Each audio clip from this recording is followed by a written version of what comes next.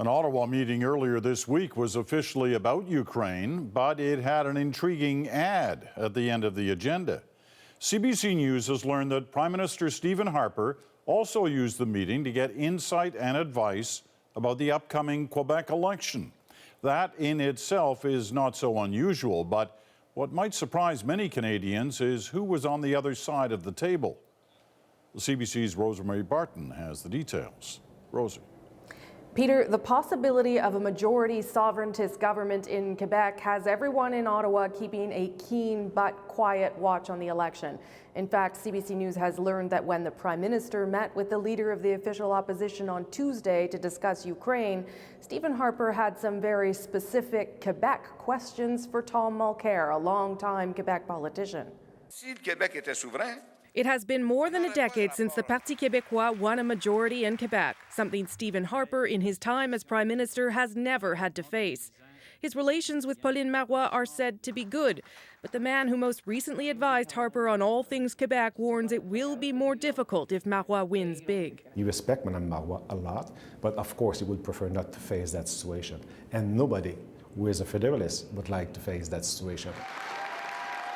Harper only has 5 MPs from Quebec, and his party is not popular in the province. They're trying to cheat in advance. He has been under attack for months by Mulcair, most recently on the Fair Elections Act. Why is he the only one who's never accountable? The NDP leader has relentlessly pounded the Prime Minister on the Senate scandal.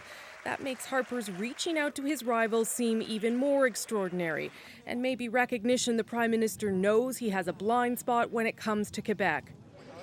Tom Mulcair spent decades there as a politician, a cabinet minister under Jean Charest. He was there in both 1980 and 1995.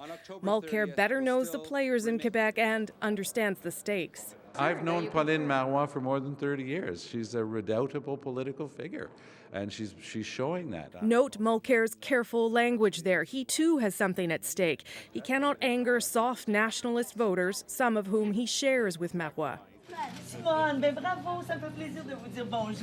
Marois' goal will be to flex her sovereigntist muscles without promising a referendum per se. Nous voulons garder l'agenda ouvert. The challenge for federal politicians to watch closely without provoking or stoking support for independence, which is why you hear Conservative MPs saying things like this. Quebecers, they don't want to discuss about independence, secession or sovereignty.